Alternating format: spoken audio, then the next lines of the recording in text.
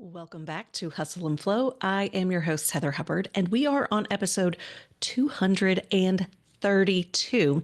And today I have special guest LeAnna Smith Weller. But before I introduce you to her, before we get into the interview, I wanted to share that we have an upcoming webinar all about how to start your business, how to do it fast, how to be efficient. It's going to be easy. It's going to be effective. So, this is for professionals who have always thought about having a business on the side without burning everything down. I'm going to show you how. I'm going to help you pick the right business model. I'm going to show you examples of others who have done it. And I'm going to give you a step-by-step list of what to do to just get it up off the ground if that's what you want to do. So, to sign up for that, it's absolutely free, but it's limited to 50 people. You don't have to show up with your face or anything. It is a webinar, but it is live. It is heatherjoyhubbard.com/webinar. heatherjoyhubbard.com/webinar. And that's going to be Thursday, February 27th. And that's going to be Thursday, February 27th from 2 to 3 p.m. Central.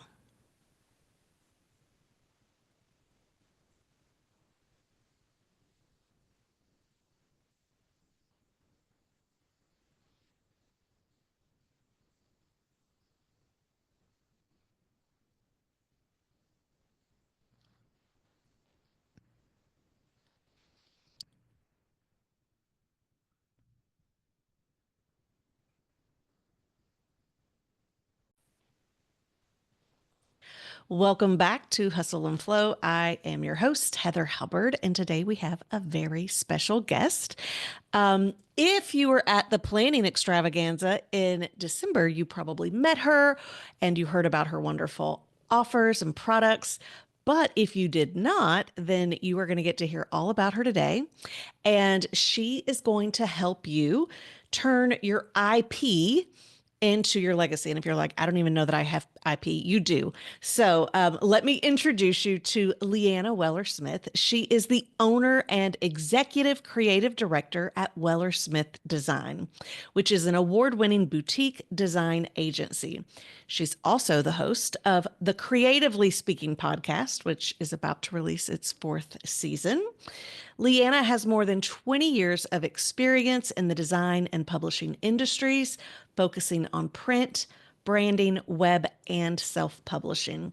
Currently, she helps clients to self-publish high-quality custom books and products. Welcome to Hustle and Flow. Oh, thanks, Heather. Thanks for that great intro. Thanks for having me. Yes. All right. So tell me, this is, I feel like it's a very, very specific niche, however you like to say it. How did you get into just the physical product market? Yeah, so I actually come from a traditional publishing background. So if you have purchased a page a day calendar, or if you have wall calendars, I used to work at Artisan Books, which was part of Workman Publishing, and through Workman, that's what they specialize in. They have tons of different products. But even at Artisan, I did all of the Audubon calendars and other smaller products for them, and it's always just been a passion of mine. I mean, I am a paper lover of all sorts. So for me, products really are always something that was a huge passion of mine. Okay, so I'm I'm tech savvy. I use the digital stuff, but I have to put paper to pen. And to this day, I have a paper planner, and I just refuse to go all digital because there is just something about that tactile Yeah, experience. Have absolutely. you noticed that the market has been either shrinking or expanding based on tech? Like, how has that impacted things? So I think for a while there, it shrunk for a good probably the past 5, 10 years, maybe even. Because if you think about it, a lot of people are in the online space now. So they're creating courses, they have different programs that you can join, and all of that, they have downloadable PDFs. So a lot of that had taken over for a while. And the people got they did really good with those with their business. It helped drive, new sign-ins and people that were downloading their opt-ins and all of that. But then at a certain point, it's almost like there's a digital overload now. So Yep. where I know it's a bad habit that I have, but I'll say, oh, I could really use that, and then I download it and I don't even open it. Like Right. I yeah, I do that all the time. And so now I think people are really trying to be intentional with how they're tracking things or what they are actually using for business. And I think it's taking us back. And I've seen a huge insurgence of like new products, like new print products that are out there. And Oh, I'm here for it. for those watching the video, I'm like reaching over. This was not part of the plan, but I have it within reach and I wanted to show. So for me, the customer experience, the client experience has always been important to me. And that can mean a million different things for a Yeah, million different people. But I did find, especially because I've had an online business for many, many years, but I do think that when 2020 happened and then we went into the pandemic and everything was so digital, that and people aren't showing up to events and networking the way they used to. I think people are just they have a lot more discernment around where they're going to show up. And right. so there is this like relationship piece missing. And in my mind, it does lead to relationships and connection and an experience. So just talking about like actual Yeah, physical products. This year, I actually created this like little booklet that I mailed out and I got people love to it. raise their hand, like, do you want it to talk about all of my programs? Because I can send you a website, I can send you an email, but this is different. It feels special. It feels like there's a relationship. And used to, I did everything digital, workbook wise. And now it's Mhm. like I print again because I want people to be able to hold it. In my mind, it feels like there's more value.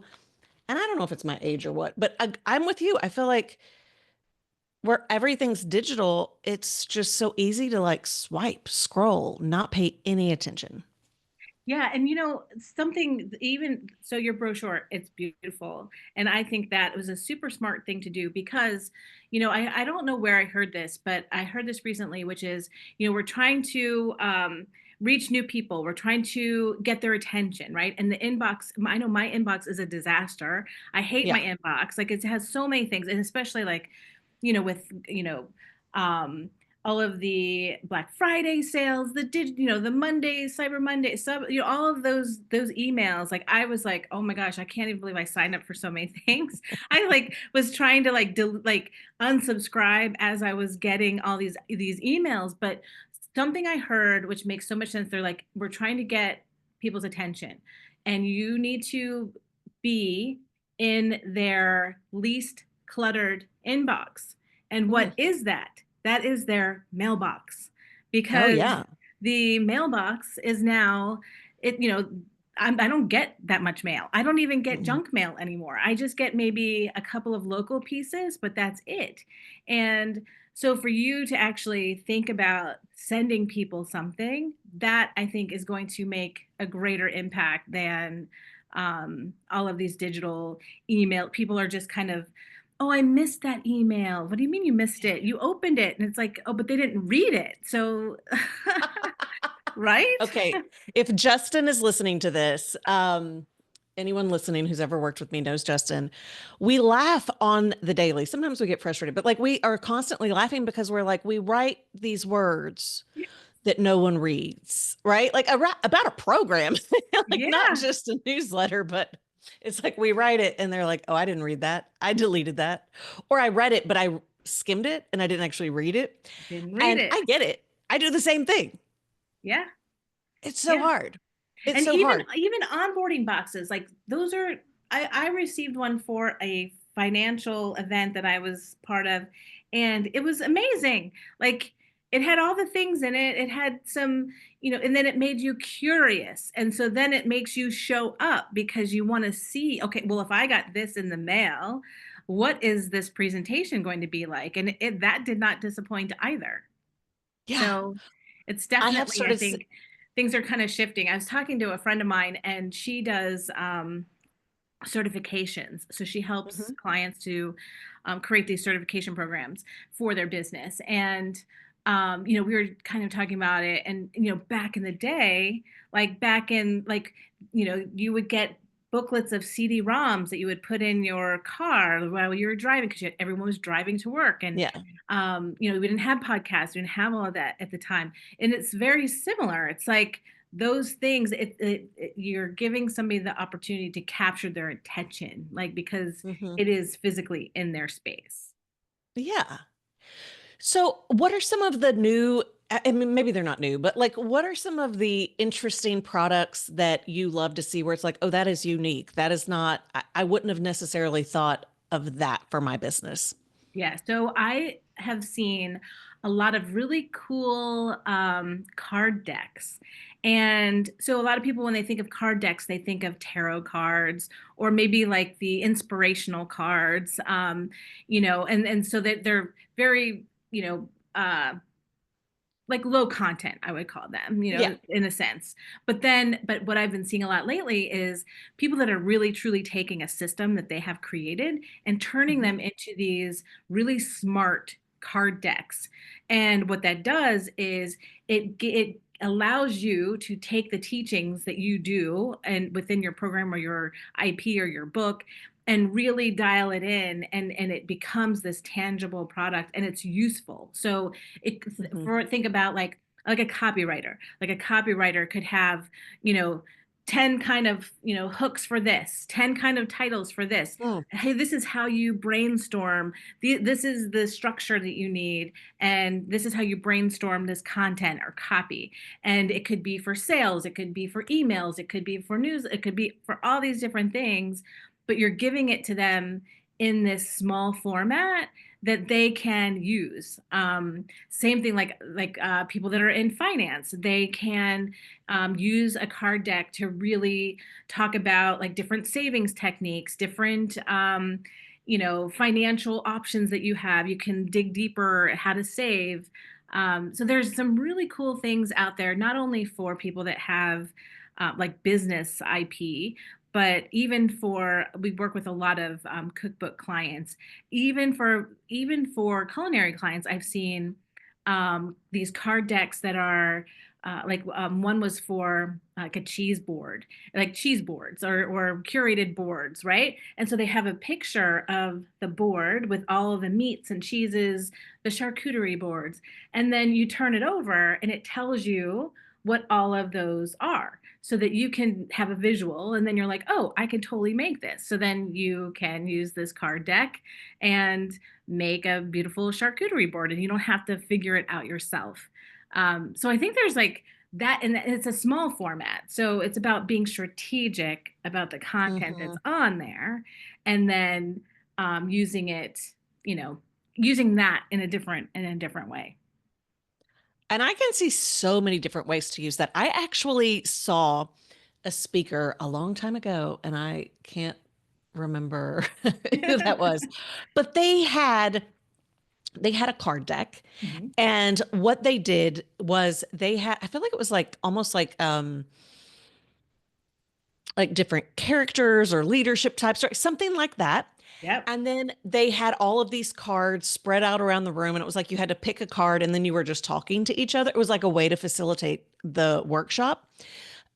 But I remember thinking after the fact, this guy should be one selling this card deck, Yeah. right? Like you know how people sell books outside? They should Yeah. be selling the card deck or selling it to the event, or using it, and maybe he does, as a marketing tool when he's sending it to event planners to be like, this is the type of, right? Like, so imagine like a speaker, description versus a mini, like that, Yeah. like here's a deck of the different types of like leadership qualities I talk about, and we can use the deck in the presentation. Yeah, and that's the other thing, is like these can become like products that you facilitate, just like you're saying. Mhm. Like you have like if you're teaching somebody, a group of people, you can use this as part of the facilitation that you're doing. Same thing Mhm. with like even a complimentary planner or a journal that can go coincide with how you're teaching. Um, Yeah, I think that there's and they have really great, I've seen a lot of really great the boxes for them as well, which Mm, are very unique. Like some of them have, the cards might be color coordinated, so you know what topic each color is. They could have little dividers in there, like tabbed dividers, so that you can kind of thumb through it and pull out what you need. And but yet it's still small. It's not this big bulky product. It's something that can sit on your desk or on your shelf, and it's not going to take up all this space. yeah. Okay, so you just mentioned the planners. Now, for those listening, some of them used to love, we've talked about this a little bit. I Yeah. had my life and law planner. We loved it. It was gorgeous with the box and I've seen beautiful. it. Yeah. Um, and then I think I had shared with you, we kind of had to shut it down. So with the pandemic and the tariffs, and of course, now the Yeah. tariffs are back. Yeah. So Yeah. um, it was hard for me because so I promise I'm leading to a question here because I'm curious how to actually structure this. Because when I was doing my planner, it was not like I was a planner business. Mm, So it looked very different. I didn't have the same volume. And, you're looking at that P&L from a different perspective. For me, right. in many ways, it was kind of a form of marketing. So my goal was always to break even, but it would then support my other work. I did actually struggle to break even on it. And as those tariffs went up and the cost went up, it became so much harder. But I knew nothing about the planner space, the manufacturing space. And so hired a designer, worked with a consultant to help me hire a factory in China. And I'm curious from your perspective, because I know you've seen it all, right? You Yeah. saw it before, during the time I'm talking about to now. What are, so for the people who are like, I would love to do that, but I think that is going to be really expensive, or how am I going to source that? What's kind of the, because I don't know, what is the lay of the land these days and how you actually get things produced? Mhm. That's a great question. And there's a lot of options now. So, and this is something obviously that I have spent a lot of time curating, like figuring out like what you can do, because Yeah. that is one of the biggest pain points, which is quantity and cost, and how you're going to warehouse, distribute, and fulfill these products. Yeah. So people are always like, well, what am I going to do? And it really depends on what tier you're in, meaning like how, like the quantity that you want. So like overseas, I think their quantities have changed, and it really depends on the where or sorry, on the printer that you're using, on the manufacturer, because they have different levels of quantity. So some may do as little as 500 pieces, but then some of the ones that I've used, they're a little bit higher. So it's like Hmm. 1,000 to 2,500 pieces. And that's where you get your price breaks. Um, but, I've also been working with a lot of US based companies now, because we do need that option. And Hmm. while the products are a little bit more expensive, what we've been trying to really guide our clients to do is to roll this into something bigger. So Yeah. for it to not be a like true standalone, it could be a true standalone if you want, but obviously you need to charge a premium for it because it's self-published, self-created, it's US, produced. Like, and that's another thing. Like some clients, they're like, it means a lot for them for it to be US produced, a Hmm. women-owned business or something. There's all these little things Right. that you can say and that you can attach to the product as well, to bring the price point up in a sense that so that you can cover your costs, and then it just feels right. But Hmm. there are a lot of um, local like printers that are doing some really great products, and they're very they do a lot of wide varieties of things. So these beautiful hardcover planners with the elastic and the metal edges, they're able to do all these things, and you do get price breaks with that as well. And you just have to be strategic about it. So like maybe it's not full color on the interior if you have some beautiful accents on the outside, or maybe you only have 20 color photo images in there for your chat, your sections, and then everything else is black and white. So you try to find the ways to bring the cost down, but still keep the quality. And, Hmm. even some of these printers that we use, they do the warehousing, distribution, and fulfillment for you as well. So you don't have to bring the product into your home. They'll keep it there and they will Hmm. fulfill those for you. And they also, some of them have some pretty decent print on demand options too, so that you don't have to make that investment. And then they can go ahead and print them on demand for whatever you need. But there's limitations to each of those paths, whether it's print on demand or if it's printed US or even printed overseas. There's different just like I said, just there's different reasons as to which way you would go.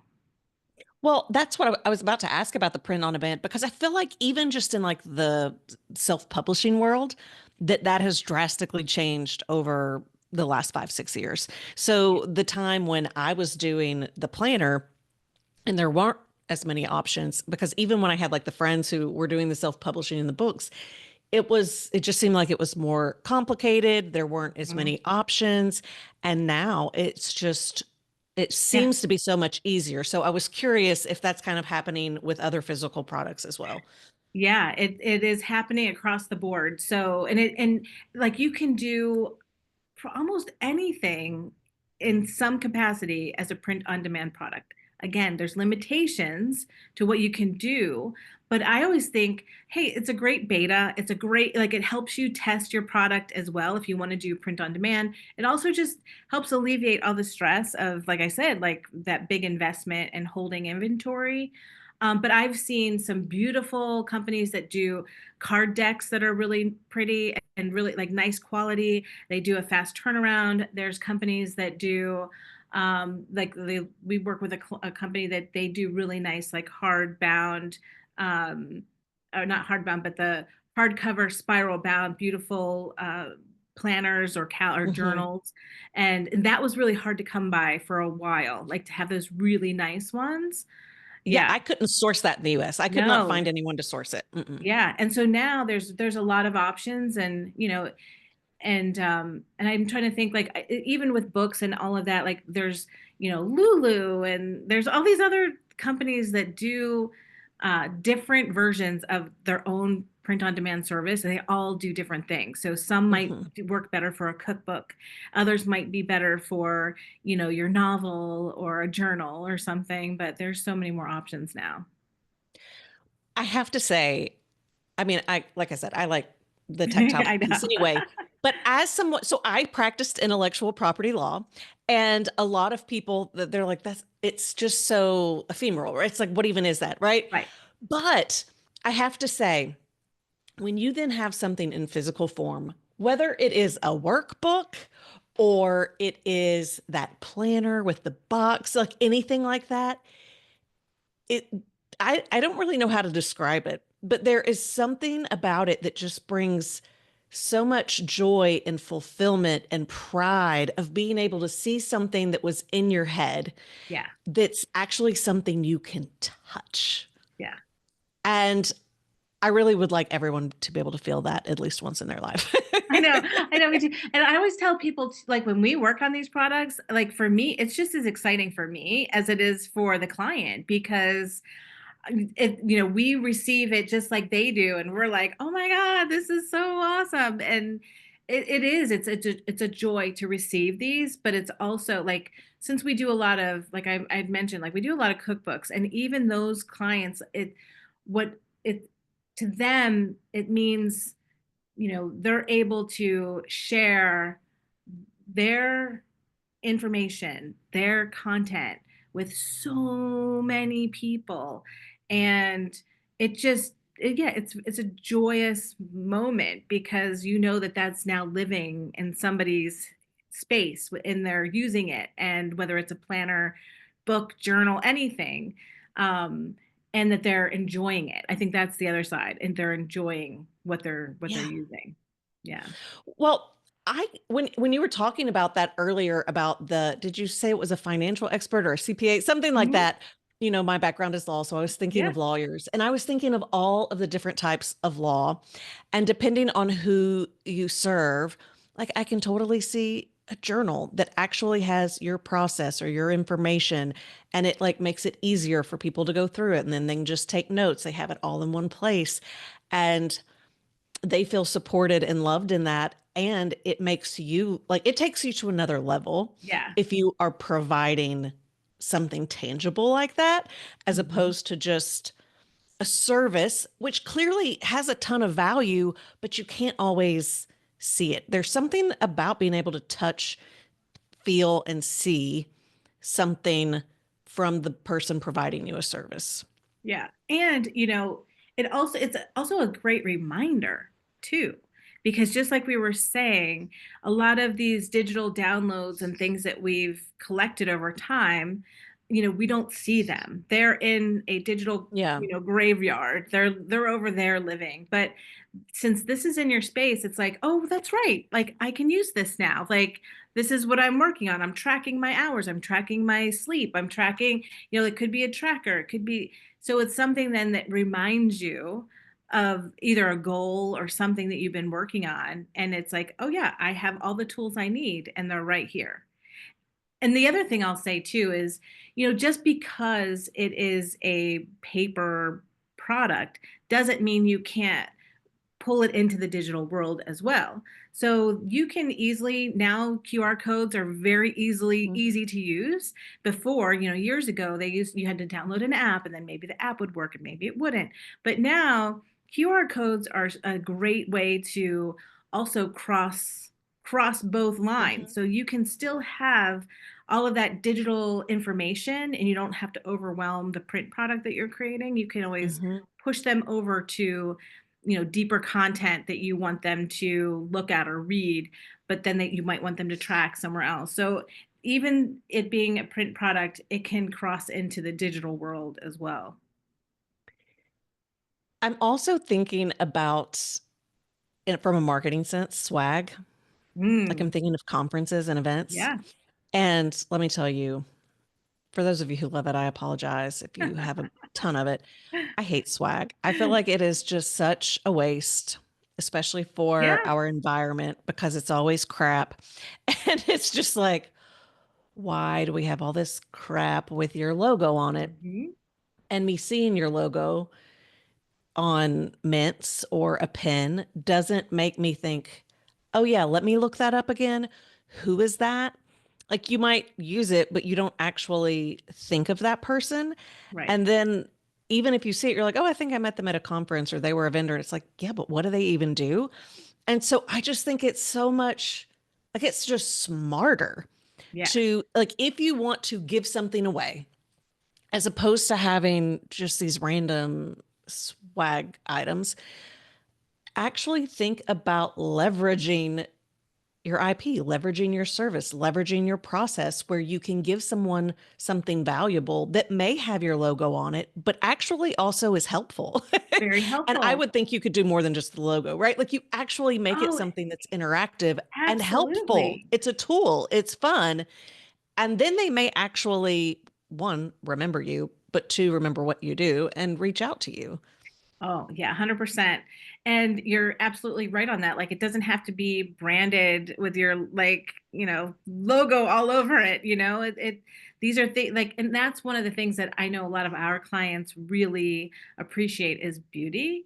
So Hmm. that is another piece of the puzzle which is they want something beautiful. And so Yeah. that adds to the value of these products because not only are they functional and they are educational or however or whatever you want it to be is also a beautiful product. So I know that that's also something to think of for sure.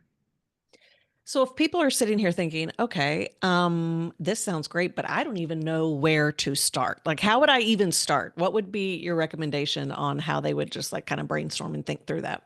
Yeah, so I always tell people like this because some people just like you said in the beginning like they might say, "Oh, what is this? I don't have content." But you're absolutely right when you said everybody has content. So everybody has something.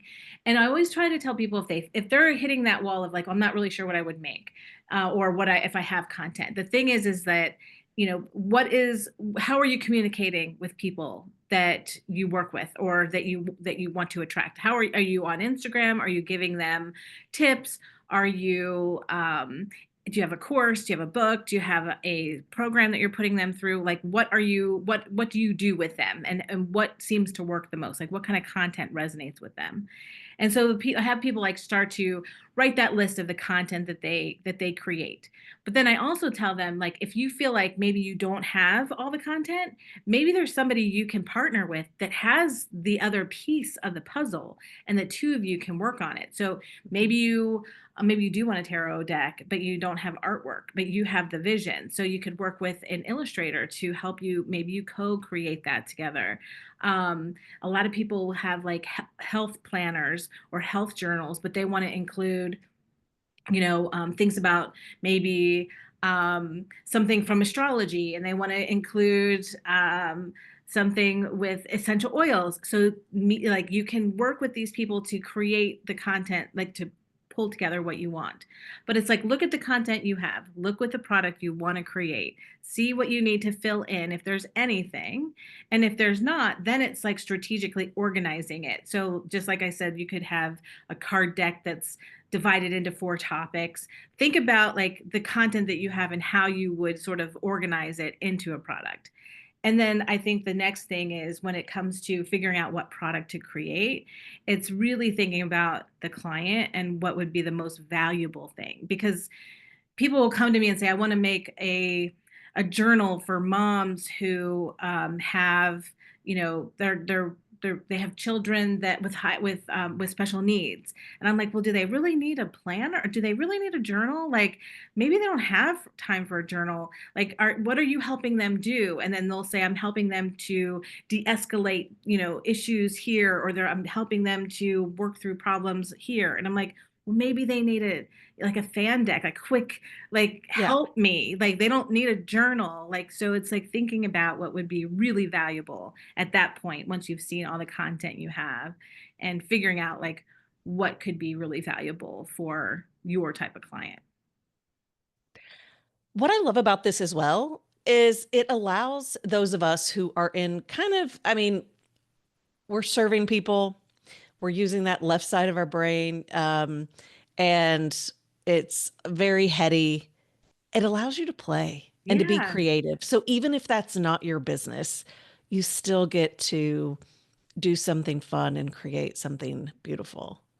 Yeah. And I love it. I had a client who, she's a financial planner, but she is also a cake decorator. Okay. Hmm. And she teaches people how to decorate cakes, but she also does financial planning. So she has these like cake decorating financial planning evenings. And so she actually created a deck that has tips that are kind of positioned between both modalities. So she's talking about cakes and decorating and how it relates to finance. And so it was really smart, but that's the play part. Like, Yeah. those are two of her loves. That's two things that she tries to teach people in a creative environment. Let's talk about finances that no one wants to talk about, possibly, and let's decorate while we're doing this. And so it's absolutely about being creative. And you can go to your favorite bookstores. You can go to, I like to go to like Anthropology. There's a lot of like smaller stores that have creative products that are there, and just see Hmm. what other people are doing. Like, I mean, I wish that I lived in Canada for multiple reasons, but but they have Indigo, and Indigo has so many great products. And you just find these little creative spaces and look and see what they have on the tables, and you're going to find stuff.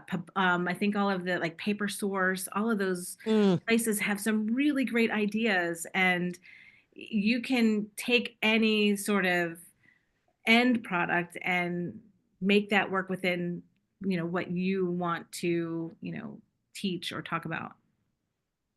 I could spend hours in paper source. I Sometimes I know. do. Sometimes I'm like, I tell my husband I'm going to paper source. He's like, oh Lord, what are you getting now? I'm like, I don't even know that I'm buying anything.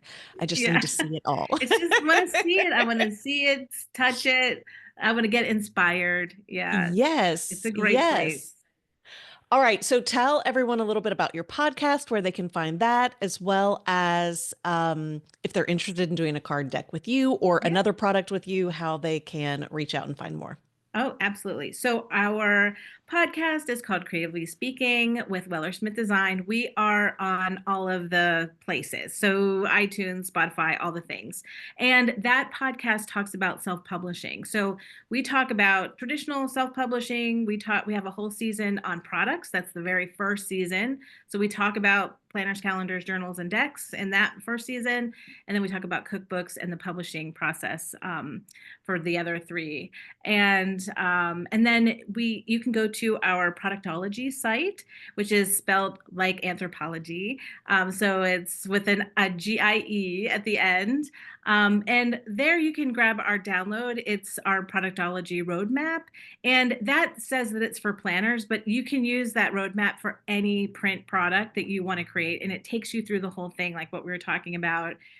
How do you go about making something? So it talks about timelines and things like that. So you can sign up for that. And but our business for Weller Smith Design, if you ever want to see any of the work that we do, you can go to wellersmithdesign.com, and we're on Instagram, Weller Smith Design. Thank you so much for sharing that. Thank you so much for coming on. I am hopeful that some people are really, really inspired today. And even if they thought they could never do anything like that before, they're now like, I know exactly how this would fit into my business model. And I cannot wait to play and create and support my clients and potential clients at an even higher level. So thank you so much for coming on and sharing. Thanks so much, Heather.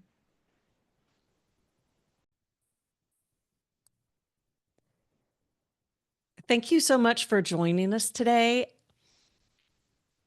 All right. I hope you enjoyed that episode. I love all things planners, journals, cards. So I hope you enjoyed that as well. Don't forget, if you are curious what it looks like to start a side business as a professional, check out the webinar. Only 50 attendees. So get registered if you want to attend Thursday, February 27th, 2 to 3 p.m. Central. To sign up, all you got to do is go to heatherjoyhubbard.com/webinar. All right, see you next week.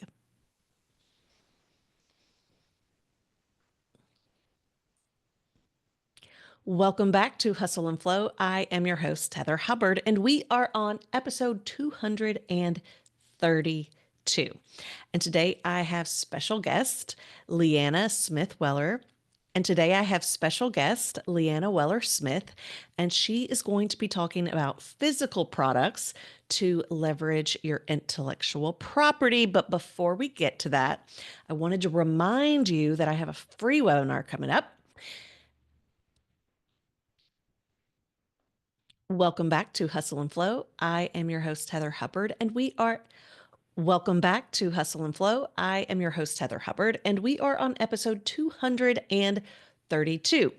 And today I have special guest LeAnna Weller Smith. She is going to share all about how to leverage your IP and turn it into physical products. And if you're like, I don't do physical products, just listen. You're going to love this. There are so many creative ideas that you can use for marketing and even just supporting your current clients.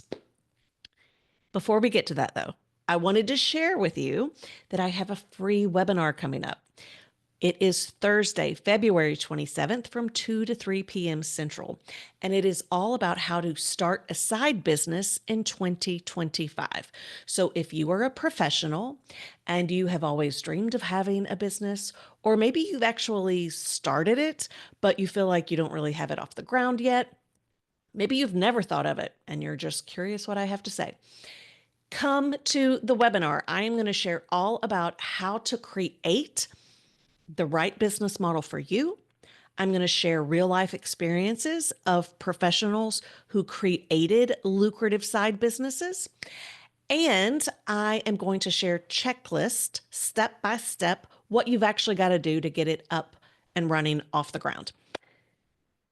All you have to do to register is go to heatherjoyhubbard.com/webinar. heatherjoyhubbard.com/webinar. All right, let's get to today's guest.